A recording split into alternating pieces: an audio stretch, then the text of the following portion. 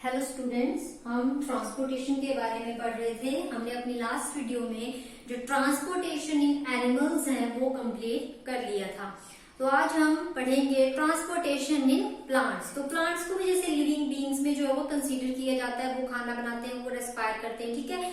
तो वो रेस्पायर कर रहे हैं, एनर्जी बना रहे हैं, तो उनकी जो एनर्जी है वो भी डिफरेंट पार्ट्स में जो है वो जाएगी, ठीक है। क्योंकि सभी जो जितने भी पार्ट्स हैं प्लांट में, लीफ है, स्टेम है, रूट है, सभी को एनर्जी चाहिए, ठीक है। तो उसके बारे में आज हम पढ़ेंगे ट्रांसपोर्टेशन इन प्लांट्स। तो सभी सेल्स को क्या चाहिए? ऑक्सीजन चाहिए, मिनरल्स चाहिए, वाटर चाहिए, ठीक है, फूड चाहिए, अब खुद को मेंटेन करने के लिए, सर्वाइवल करने के लिए, ठीक है। तो इस कोऑर्डिनेटिंग प्रोसेस को, जिसमें क्या है, एक पार्ट में खाना या पानी जो भी बन रहा है उसको क्या करना है, दूसरी जगह लेके जाना है, उसको हम कहेंगे ट्रांसपोर्टेशन। जैसे मान लीजिए कि क्या होगा, प्लांट खड़ा है कोई, ठीक है, प्लांट है, तो यहाँ पे मान लीजिए सनलाइट है, तो जो पार्ट प्लांट का एक्सपोज होगा टुवर्ड्स द सनलाइट, यहाँ पे जो फोटोसिंथेसिस रेट होगा वो ज्यादा होगा, ठीक है। जो पार्ट प्लांट का एक्सपोज करेगा सन की तरफ, वहां फोटोसिंथेसिस जो है वो ज्यादा होगी। तो इसका मतलब तो ये तो है नहीं कि ये प्लांट जो वो खाना खा लेगा, बाकी ये भूखे रहेंगे।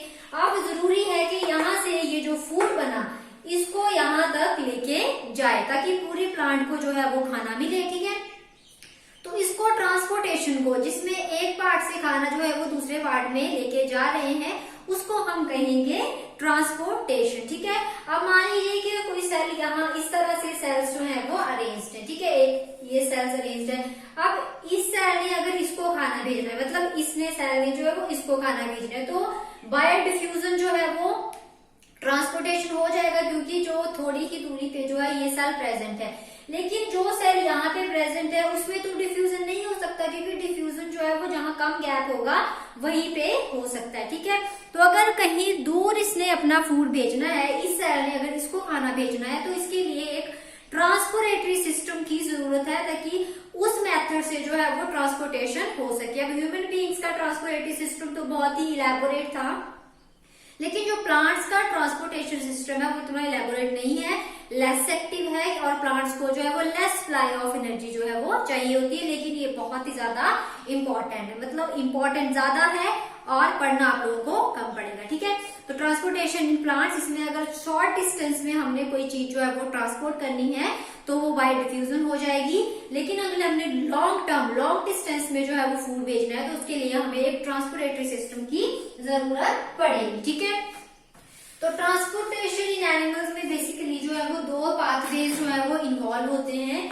वो कौन कौन से हैं? जाइलम एंड फ्लोएम, ठीक है। जाइलम और फ्लोएम टिश्यू के बारे में आप लोगों ने 9th क्लास में जो है वो पढ़ा होगा। इनके भी 4 कंपोनेंट्स होते हैं, इनके भी 4 कंपोनेंट्स होते हैं। अगर नहीं है आप लोगों को याद, इनके स्ट्रक्चर याद नहीं है, तो आपने 9th क्लास की बुक जो है वो वहां से पढ़ना है, ठीक है। जाइलम के होते हैं xylem vessel, xylem tracheid, xylem parenchyma and xylem fibre. Phloem की अगर हम बात करें, companion cell, sieve cell, phloem parenchyma and phloem fibre, ठीक है।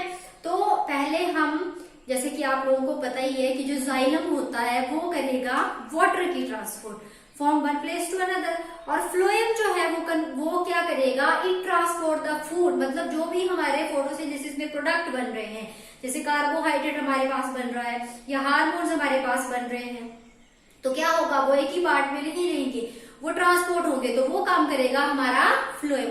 जाइलम समझ गए, जाइलम का काम क्या है, वो करेगा वाटर की transport from one place to another, और जो फ्लोएम है हमारा ये करेगा फूड की ट्रांसपोर्ट, ठीक है। अब कैसे करेगा वो है हमारा नेक्स्ट टॉपिक, ठीक है। ट्रांसपोर्टेशन ऑफ प्लांट्स, के प्लांट्स में जो है वो ट्रांसपोर्टेशन कैसे होगी। अब जाइलम पहले हम करेंगे जाइलम की, क्योंकि पहले हम पढ़ेंगे द ट्रांसपोर्टेशन ऑफ फूड। तो जाइलम में 4 कंपोनेंट्स मैंने आपको बताए थे, xylem vessel, xylem tracheid, xylem parenchyma and xylem fibre, ठीक है। लेकिन जो ट्रांसपोर्टेशन होती है जब प्लांट में वाटर की, तो 2 काम आते हैं, एक है वेसल, एक है ट्रैकिड्स, ठीक है। वेसल का स्ट्रक्चर आपको पता है, इस तरह का था, इसमें इस तरह के पोर्स होते हैं, और ट्रैकिड्स जो है वो टेपरिंग एंड्स वाले होते हैं इस तरह के। ये है हमारे वेसल, ये है हमारे ट्रैकिड्स, ठीक है। तो जैसे हमारा क्या है, जैसे हमारा पेड़ है, ट्री है, ठीक है, ट्री है, तो ट्री में ये जो हमारे जाइलम और वेसल है, ये जो हमारी स्टेम है, इसमें इस तरह से जो है वो अरेंज्ड होते हैं, ठीक है, एक के ऊपर एक, एक के ऊपर एक, इस तरह से जो अरेंजमेंट होती है। और ये जो हमारे जाइलम और ट्रैकीड्स हैं, ये एक कॉलम बना देते हैं और उस कॉलम में जो है वो क्या करेगा, वाटर फ्लो करेगा। अल्टीमेटली अब रूट है, रूट के साथ स्टेम अटैच है, ठीक है। यहाँ पे जो ट्रैकीड और वेसल है, ये एक के ऊपर दूसरे तीसरे इस तरह से जो है वो ऊपर तक अरेंज होगा, कॉलम बना हुआ होगा। रूट से पानी स्टेम में आएगा, स्टेम में प्रेजेंट है जाइलम वेसल, जाइलम वेसल से पानी होता हुआ जो है वो ऊपर तक चला जाएगा। लेकिन इसमें भी क्या है, एक मैकेनिज्म जो है वो इन्वॉल्व है कि कैसे जो है वो ट्रांसपोर्टेशन होगी, ठीक है। अब जैसे रूट्स हैं, ये है, ठीक है।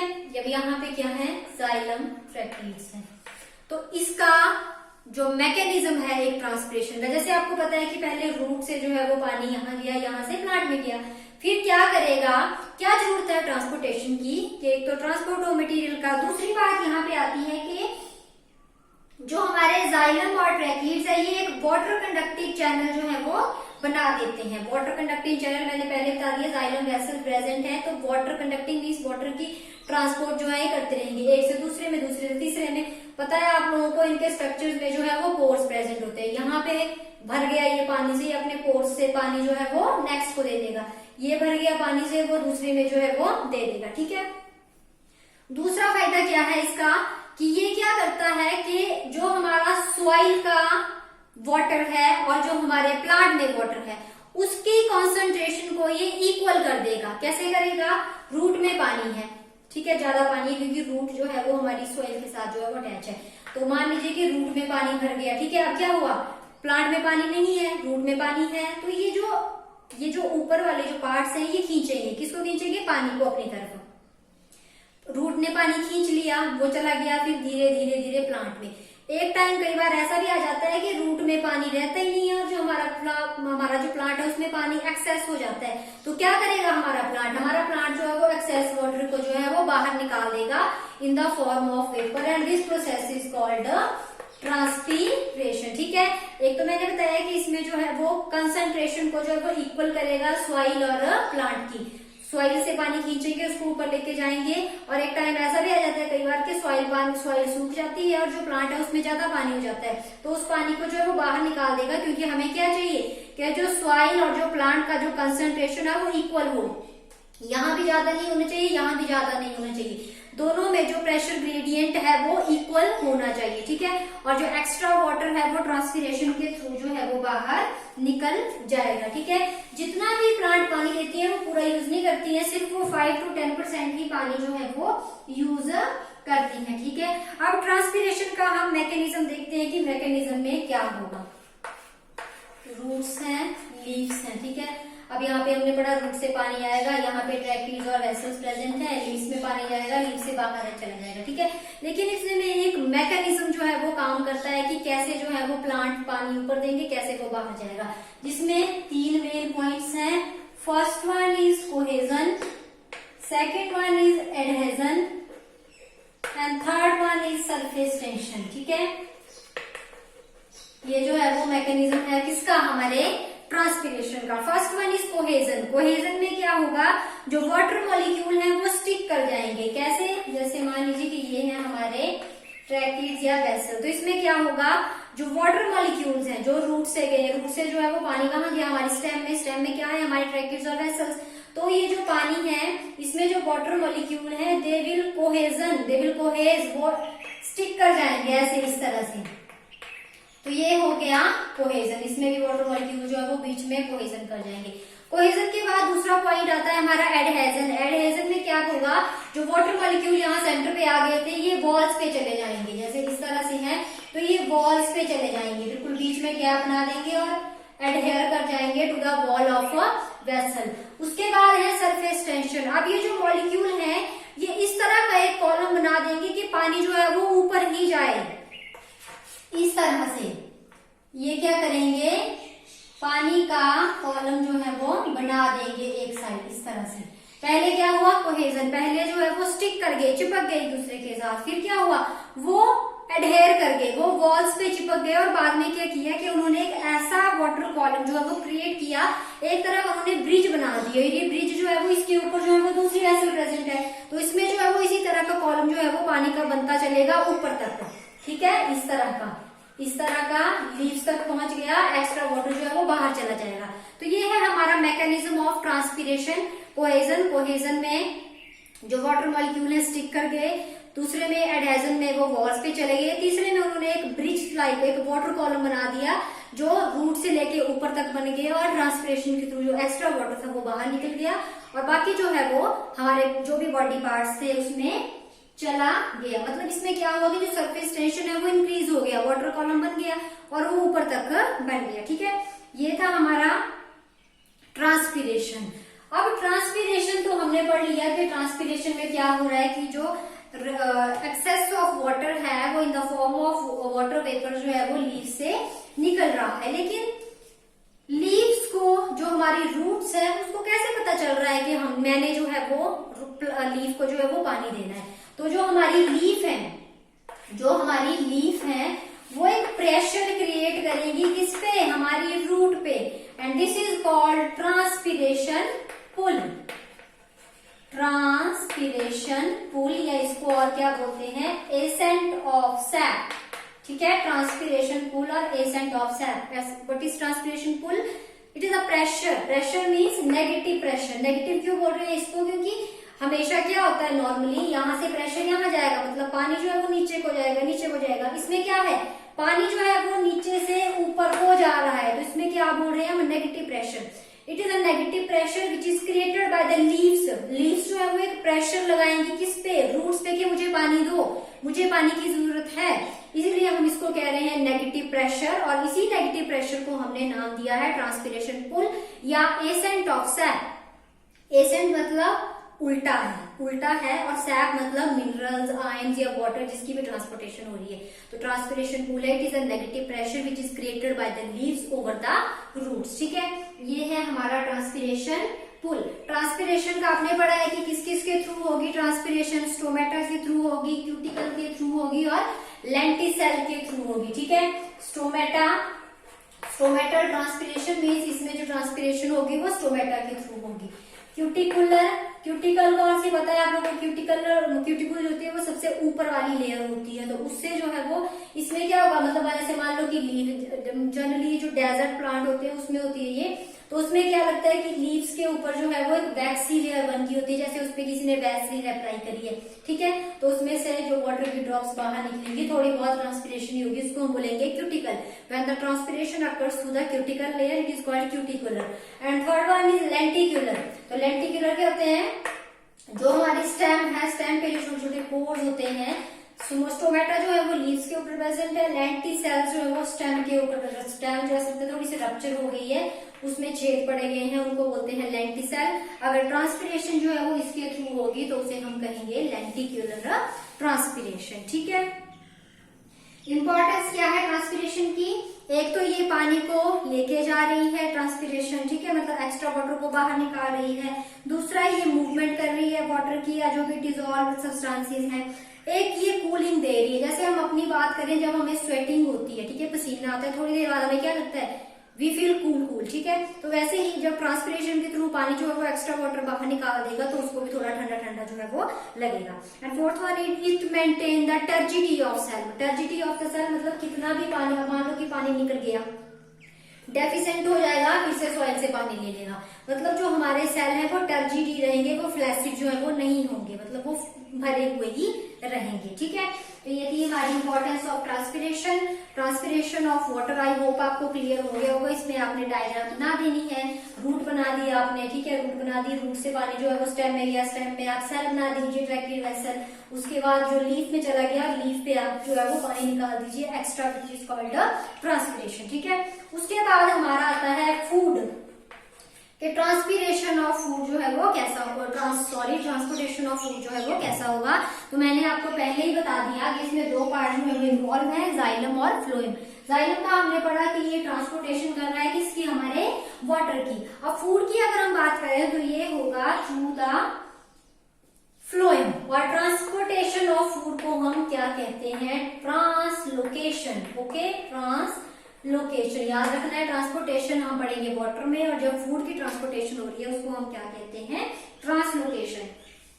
अब कार्बोहाइड्रेट बन रहे हैं, हार्मोन्स बन रहे हैं किसी भी एक पार्ट में, ठीक है। अब हार्मोन जो है वो एक पार्ट में बन रही है, तो जरूरी है कि जो हार्मोन है वो पूरे पार्ट को चाहिए, तो उन हार्मोन्स की क्या होगी, ट्रांसपोर्टेशन होगी to the other part, and this is called translocation. और जैसे हमने जाइलम का पढ़ा कि उसमें जो वाटर फ्लो था वो क्या था, यूनिडायरेक्शनल, नीचे से ऊपर ही जा रहा था पानी। इसमें ऐसा नहीं होगा, इसमें जो फूड है वो नीचे से ऊपर भी जा सकता है, ऊपर से नीचे भी आ सकता है, सभी डायरेक्शन में जो है वो फ्लो कर सकता है, ठीक है। और ये तो मैंने पहले बता दिया, जो भी हार्मोन्स बनेंगे, जो भी हमारे फूड बनेगा, इट में be transported by the phloem, ठीक है। इसमें जाइलम का कोई रोल नहीं है। बाकी अगर थोड़े बहुत हमारे सॉल्युबल सब्सटेंसेस है, जैसे सुक्रोज है, हार्मोन्स है, या कुछ एक मिनरल्स हैं, तो उसमें जाइलम भी थोड़ा बहुत जो है वो रोल प्ले कर देता है, ठीक है। और इसी प्रोसेस को हम क्या कहते हैं, ट्रांसलोकेशन। मतलब जब फूड की ट्रांसपोर्टेशन हो रही है फ्रॉम वन पार्ट, जहां पे वो सिंथेसिस हो रही है, to the site of utilisation. Site of synthesis, site of utilisation. Site of synthesis मतलब जहां पे कोई चीज बन रही है, to the site of utilisation, जहां पे हमने उसका यूज करना है, और इसी को हम कहेंगे ट्रांसलोकेशन। मतलब movement of one component to the other part, that is site of synthesis से हमने साइट ऑफ यूटिलाइजेशन में किसी चीज की ट्रांसपोर्टेशन करनी है, उसे हम क्या कह रहे हैं, ट्रांसलोकेशन। अब मैकेनिज्म हम देख लेते हैं कि कैसे होगा। जैसे हमने जाइलम में पढ़ा ना डायग्रामेटिकली कि कैसे जो है वो पानी फ्लो करेगा, तो वैसे ही हम इसमें भी करेंगे। तो फ्लोएम के हमने कंपोनेंट मैंने आपको पहले ही बताए, companion cell, sieve tube cell, phloem parenchyma, phloem fibre. तो इसमें भी दो ही रोल प्ले करेंगे, that is CC means companion cell, and sieve tube ST मैंने ऐसे लिख दिया, कंपेनियन सेल और सीव ट्यूब सेल, ठीक है। तो इसको एक डायग्राम बना लेते हैं पहले। ये मान लीजिए कि आपका जाइलम है, ये आपका फ्लोएम है, ठीक है। फ्लोएम में ये है हमारे सीव ट्यूब एलिमेंट्स, एसटी लिखते हैं मैंने, सीव ट्यूब एलिमेंट्स। अब सीव ट्यूब, जैसे हमारे जाइलम में जो थे वो जाइलम ट्रैकिड्स और वेसल्स जो थे वो कनेक्टेड थे, तो वैसे ही कंपेनियन का मतलब होता है साथ में, सीव ट्यूब एलिमेंट्स के साथ प्रेजेंट है हमारे कंपेनियन सेल, ठीक है, कंपेनियन सेल। अब यहाँ है हमारी लीफ ने क्या किया, अब यहाँ है हमारी रूट, यहाँ पे भी होगा कंपेनियन सेल। ये मान लीजिए ये है हमारी लीफ ने बनाया सुक्रोज बनाया, कार्बोहाइड्रेट ने जो भी बनाया, ठीक है। तो अब क्या होगा, अब सुक्रोज जो है इस पार्ट में बनाया, रूट में भी तो खाना है कुछ, रूट तक जो है वो खाना लेके जाना है, कैसे जाएगा, सुक्रोज यहाँ पे बना, फिर क्या करेगा, ये जो लीफ है ये खाना दे देगी अपने साथ वाली सेल को, मतलब कंपेनियन सेल जो है वो इससे खाना ले लेगी। अब कंपेनियन सेल के साथ जुड़े हैं हमारे सीव ट्यूब एलिमेंट, क्योंकि ये दोनों तो प्रेजेंट है, उन्होंने कंटिन्यूअस चैनल जो है वो बनाया हुआ है। सीव ट्यूब से खाना गया हमारी, तो सॉरी कंपेनियन सेल से खाना गया हमारी किसमें, सीव ट्यूब एलिमेंट्स में। सीव ट्यूब एलिमेंट्स जो है वो इस तरह से प्रेजेंट है। अब यहाँ पे जो है वो सीव पता है ना, छन्नी की तरह काम करता है। यहाँ से खाना आ गया, इसने किसको दे दिया, अपने कंपेनियन सेल को, अपने साथ वाले सेल को जो है वो इसने खाना का दे दिया। और सीव ट्यूब यहाँ, अब ऊपर जो है वो लीफ प्रेजेंट है, तो नीचे क्या प्रेजेंट होगा, रूट, इसने जो है वो रूट को खाना दे दिया। तो इस तरह से जो है वो ट्रांसपोर्टेशन ऑफ फूड जो है वो होता है। जैसे यहाँ पे लीफ ने खाना बनाया, उसने दे दिया अपने कंपेनियन सेल को, कंपेनियन सेल के साथ अटैच थे हमारे sieve tube element. Sieve tube element ने खाना, जो अब कंटिन्यूटी बनी हुई थी सीव ट्यूब एलिमेंट की, उससे खाना जो है वो नीचे जाता रहा। सीव ट्यूब कंपेनियन सेल जरूरी नहीं है कि यहाँ पे हो सकता है कंपेनियन सेल, उसको भी वो खाना देगा, थोड़ा नीचे चले जाएगा, फिर से कंपेनियन सेल को देगा।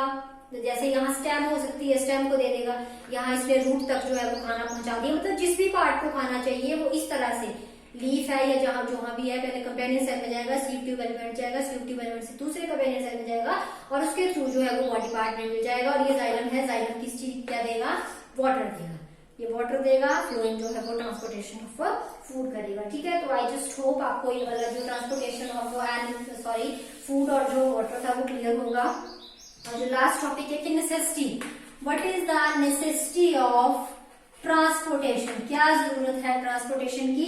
तो it is the transport of minerals. ठीक है, it is helpful in transport of minerals के मिनरल्स की ट्रांसपोर्ट जो नहीं होगी तो प्लांट जो है वो ग्रो ढंग से नहीं करेगा। फॉर क्लोरोफिल सिंथेसिस, क्लोरोफिल की सिंथेसिस, वही बात आ गई, मिनरल्स नहीं मिलेंगे, पानी नहीं मिलेगा, क्या होगा, प्लांट सूख जाएगा, पत्तियां सूख जाएंगी, हरा रंग रहेगा नहीं, तो कैसे होगी फिर फोटोसिंथेसिस। ठीक है, तो क्लोरोफिल सिंथेसिस के लिए जो है ट्रांसपोर्टेशन जरूरी है। For healthy growth of plant, natural सी बात है, प्लांट को पानी या फूड नहीं मिलेगा तो हेल्दी ग्रोथ जो है वो प्लांट की नहीं होगी। डेवलपमेंट के लिए, प्लांट की डेवलपमेंट के लिए, प्लांट पार्ट्स के डेवलपमेंट के लिए, प्लांट के बढ़ने के लिए जो है वो ट्रांसपोर्टेशन जरूरी है, क्योंकि without food and water nobody can grow. ठीक है, तो इसी के साथ हमारा जो ट्रांसपोर्टेशन वाला टॉपिक है ये खत्म होता है, transportation in plant as well as transportation in animals. ठीक है, हम अपनी नेक्स्ट वीडियो में जो एक्सक्रीटरी सिस्टम है वो स्टार्ट करेंगे। Thank you.